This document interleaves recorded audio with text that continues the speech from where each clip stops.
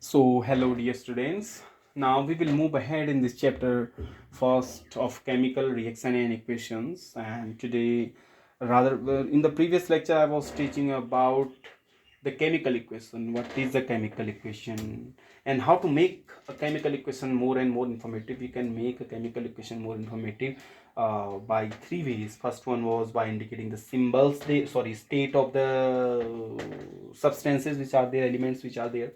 Okay, then second one, the heat change, by indicating the heat change. This we have discussed in the previous lecture.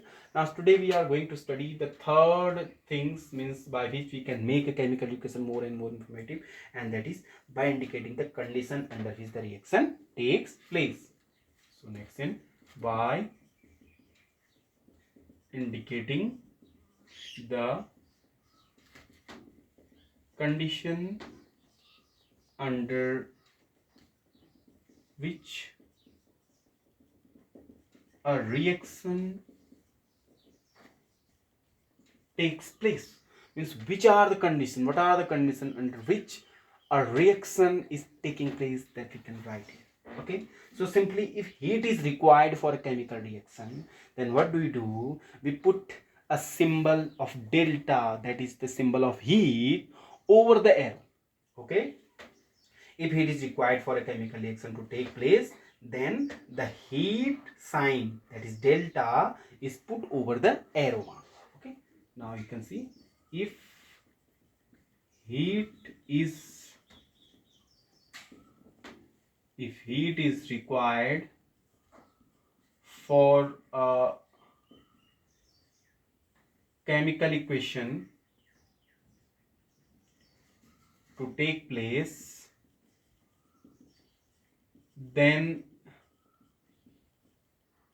the sign of heat, which is known as delta, and the sign is this delta, is put over the arrow of the equation. Over the arrow of the equation we put the sign delta. Like suppose we have a reaction, that is potassium chlorate, like here potassium chlorate, KClO3, that is potassium chlorate. Okay, now this potassium chlorate, when we give it heat, so when we give it heat, I cannot write here after giving heat. This complete is not feasible here. So what we will write here, only we put the symbol delta. This symbol delta indicates that yes, the heat is being given to this KClO3. Okay, one more thing, we can, if we need any catalyst means, catalysts are the substances which speed up the reaction, are known as the catalyst. Like here the catalyst is MnO2, so this is known as the catalyst. What are the catalysts? This is the catalyst here. What we call it? Catalyst. So catalysts are what? Catalyst used to speed up the reaction. Speed up the reaction. If you want this reaction to be very speedy, if you want to speed up the reaction, if you want to means the product, if you want the product initially, okay, so you want so what do you need? The reaction is needed to be means like we'll have to speed up the reaction. How will you speed up the reaction? By using the catalyst. So MnO2 is such a catalyst here which is speeding the reaction. Okay, so here KClO3, after heating, it will be divided into its two components. One will be KCl and another will be oxygen, potassium chloride and oxygen. It will be divided into these two after giving the heat. So this is the equation. Are you getting this? One more thing, suppose somewhere other things are not needed also. Somewhere you need the pressure. Okay, you need a specific pressure for the reaction to take place also, and somewhere you need the specific temperature also for the reaction, okay, to take place, and somewhere the catalyst also. Okay, like suppose we have a reaction like here, reaction of carbon monoxide and the reaction of hydrogen. Okay, carbon monoxide and the reaction of hydrogen. And if this reaction is taking place at 300 atmospheric pressure, at 300 atmospheric pressure and 300 degree Celsius temperature. Okay, and the catalyst are here ZNO plus Cr2O3. These are the catalysts. So if the reaction is taking place under this condition, all the conditions I am writing here, indicating the condition, means all the conditions are written here. Conditions are 300 atmospheric pressure, 300 degrees Celsius temperature, and the catalyst are used here ZNO plus Cr2. This catalyst will speed up the reaction. And what is going to form? CH3OH, that is methyl alcohol will be formed there. Methyl alcohol. This is methyl alcohol will be formed there. Okay, getting this? So this is again some ways in which we can make a chemical reaction more and more informative. Okay, so this delta give the information related to the heat required, and these things, all the things are giving you the information related to the chemical equation. Now we will move ahead for balancing the chemical equation. Okay, chemical equation is okay now, no? This concept is clear to you now. Now we'll move ahead, note it down. So now after this we will move towards balancing a chemical equation. Okay, so what is a balanced chemical equation? A balanced chemical equation is an equation where we have the same number of atoms of all the elements in the reactant and in the product side. Okay, I can write here a balanced chemical equation. A balanced chemical equation has equal number of atoms of all elements in reactant and product side. If in the reactant and in the product side we have the equal number of atoms of all the elements, then we can say yes, it's a balanced chemical equation. Okay, now you see suppose okay, a balanced chemical equation has equal number of atoms of all elements in the reactant side. This is the reactant side, this is the product side. Now how many elements are here and how many elements will be same for a balanced chemical equation. Now if this is so, then you can say that the total mass of the reactant side will be equal to the total mass of the product side. Hence we can say that for a balanced chemical equation, the total mass of all the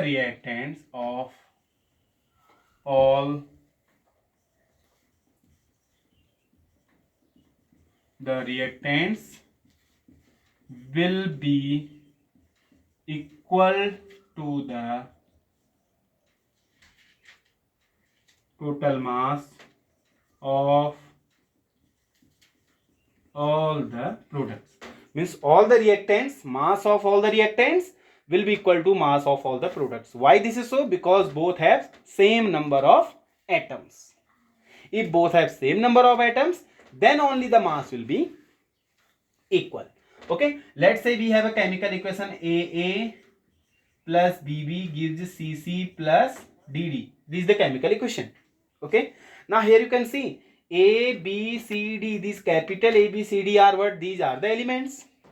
And what are the small A, B, C, D one? These are the coefficient which are attached. These are the coefficient. Here A, B, C, D. These small A, B, C, D are what? Coefficients. These are coefficients. These we call them as the coefficients. Okay. So AA plus BB, CC plus DD. So capital A, capital B, capital C, capital D.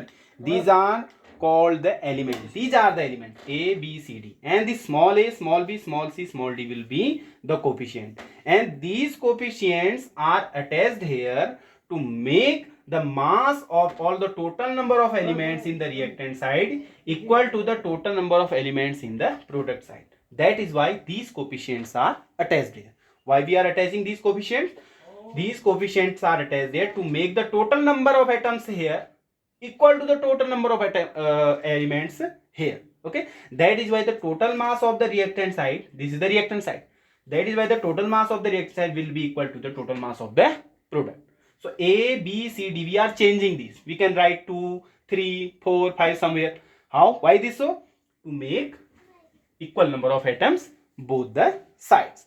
So this is all about the chemical equation. Now we will study how to balance a chemical equation. Okay. One more thing is need to be taught here. So that is, if a chemical equation is not balanced. Okay, I'm writing here. If a chemical equation is not balanced, if a chemical equation is not balanced, then what do we call it? We call it an unbalanced equation. Then we call it an unbalanced equation. Unbalanced equation means skeletal equation. Also we call it a skeletal equation, also called skeletal equation. So what is skeletal equation? Skeletal equation is an unbalanced equation. Any chemical equation which is not balanced is an unbalanced or a skeletal equation. Like an example I am writing here, N2 plus H2 gives NH3. So tell me, is this a balanced chemical equation? Balance means both sides should be having the same number of atoms. Like here, if you see the atoms of nitrogen are 2 here. Here the atoms of nitrogen 1. Here the atoms of hydrogen are 2 here. And here the atoms of hydrogen are 3. So this is, you can see, it's an unbalanced or the skeletal equation. So it needs to be balanced. For balancing it, what do? We just write some coefficient here, 2, 3, this way. So the coefficients will be written here. So right now this is an unbalanced equation or the skeletal equation. Okay. Why skeletal? Because the number of atoms are not same in both the sides. Means atoms of nitrogen are 2, atoms of hydrogen are 2. Here in the product, atoms of nitrogen are 1, atoms of hydrogen are 3. So both should be having the same number of atoms. That is why the total mass here will be equal to total mass here. But right now the total mass of the reactant will not be equal to total mass of the product. Why? Because atoms are not same. Number of atoms are not same. Okay. So this is about the unbalanced or the skeletal equation. Now we will study how to balance a chemical equation. Now we'll study about this. Okay. How to balance a chemical equation. How to balance a chemical equation. How to balance a chemical equation. Okay. So let's write a chemical equation. Let me write here equation here, which previously I have taught there. KClO3 potassium chlorate after heating in presence of MnO2 gives what? It gives KCl means potassium chloride and oxygen. So we have to balance this equation now. How will you balance this equation? Now for balancing, we have to write the total metal, non-metal, hydrogen, oxygen which is present here, that we have to write. So first we write the metal. Okay, what is the metal here present in the reactant side? We will check. Metals are, metal is, first one is potassium. So first we will balance potassium, that is K. Then we will balance the non-metal. Non-metal is here chlorine. Okay, non-metal is just like gas. Okay, so chlorine will balance here. Okay, then after we will balance hydrogen, but hydrogen is not here. So what will balance after that? We will balance oxygen. So only three things are present here: KClO, KClO. These things we have to balance. So at first we will balance what? We will balance K. We will check whether both the sides, the number of atoms of potassium are same or not. Now let's see. How many potassium atoms are here? Only one potassium. Here also one, means K is balanced. Now we'll try to balance the chlorine atoms. So chlorine, if you see, chlorine here also only one chlorine atom, here also only one chlorine atom. So chlorine is also balanced. Now we'll check the oxygen atoms. Here 3 oxygen atoms and here 2 oxygen atoms. So how will you balance it? Here 3 oxygen atoms, here 2 oxygen atoms. So it means oxygen atoms are not balanced. So we will try to balance this oxygen atom by writing the coefficient here. So what should I write here? Suppose if I write here 2, so it makes 2 3 ja, look here. Now if I write here 2, I will not write here 2, here I will write 2. If I write here 2, so it makes how many oxygen atoms now? 3 2 ja 6 oxygen atoms it makes. 3 2 ja 6 oxygen atoms. So to make 6 oxygen atom there also, here also need is to be written 3 2 ja 6 oxygen atom here also. Okay, so to balance the oxygen, I have written here 2. Why 2? Because 2 3 ja 6 oxygen here. Here also I have written 2 because 3 2 ja 6 oxygen. Now both sides are having same number of oxygen atom.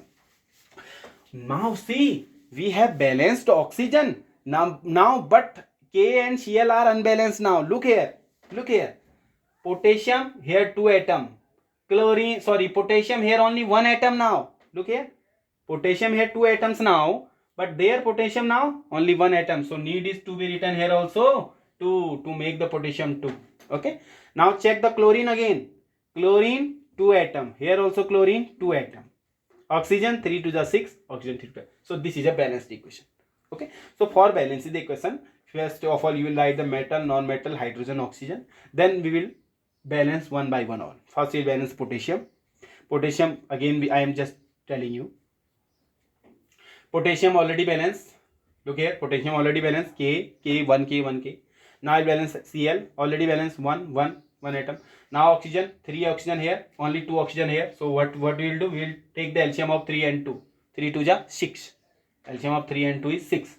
So to make this 3 6, how will you make this 6? By multiplying by 2. So where I will multiply by 2? Here? No, here I will multiply by 2. Now this also I will have to make 6. How? By multiplying by 3. So where I will multiply? Here I will multiply. Now if I have multiplied this by 2, now this have changed K also. Now K again we will go to first one. Now look at K. K are 2 here. Potassium atoms are 2 here. Only 1 potassium atom here. So here also I will make 2. Now chlorine atoms, look here. Chlorine here 2 atoms of chlorine. But here, yes, here also 2 atoms of chlorine now. Oxygen 6, oxygen 6. Now this is a balanced chemical equation. Okay. Now one more we will write here. For example, next is,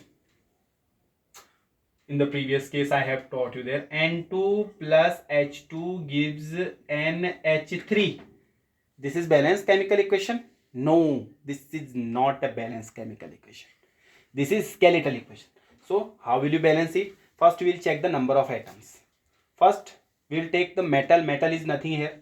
Non-metal is nitrogen here. So first we will balance nitrogen. Then after we will balance hydrogen. These two things we have to balance. Nitrogen, hydrogen. Okay. Now see. Here 2 nitrogen atoms are here. In the reactant side 2 nitrogen. In the product side 1 nitrogen. So what I will do? I will also write here coefficient 2. So now nitrogen has also become 2 nitrogen. Here also 2 nitrogen. Now check the hydrogen. Hydrogen here 2. But here how many hydrogen? 3 2 ja 6 hydrogen. So 6 hydrogen here. Here 2 hydrogen. So how will make I 6? If I multiply here by 3. So hydrogen also now 3 2 ja 6. Here also 3 2 ja 6. nitrogen also 2, nitrogen also 2. So this is a balanced chemical equation. Getting this? How to balance? Okay. Now some other examples I am taking. CH4 plus oxygen, methane plus oxygen. When we burn it, it gives carbon dioxide plus water. Now here again we will write the different elements first. First one is the non-metal. Metal is nowhere, nothing here. Non-metal is carbon here. So first we write carbon. Then we will balance hydrogen. Then after we balance oxygen. Okay. Now see, in the reactant side, how many carbons here? 1 carbon. In the product side, 1 carbon. Balanced. Now we will balance hydrogen. Hydrogen in the reactant side, 4 hydrogen there. In the reactant side there are 4 hydrogen, and in the product side there are 2 hydrogen. So if I multiply here by 2, so now hydrogen became 2 2 ja 4 hydrogen. No problem. Now we will balance oxygen. If you check oxygen, here in the reactant side only 2 oxygen atoms are there, but in the product side how many oxygen like here? 2 here and 2 here. So 2 plus 2, 4 oxygen are there, 4 oxygen atom, but here only 2 oxygen atom. If I multiply here by 2, it also become 2 to ja 4 oxygen atom. Now you can see all the things are balanced. Carbon 1, carbon 1, hydrogen 4, hydrogen 4, oxygen 4, oxygen 2 plus 2, 4, all are balanced. Okay, so this is how the balance chemical equation, this is how we balance the chemical equation. Okay, now one more homework I am giving to you. Okay, we will just keep doing such examples, many, I think 100 around examples we will solve here. Okay, then means it will be very beneficial for all of you. Okay, how to balance, means you will know everything about how to balance the chemical equation. Okay, now next example you will take Fe plus H2O. When I am giving you Fe plus H2O gives Fe3O4 plus hydrogen. Fe3O4 plus hydrogen. This will be a homework. Okay, so here also first you will balance metal, Fe, that is iron, then you will balance hydrogen, then you will balance oxygen. So try to balance this. This will be a homework. Okay, then stay tuned, keep watching.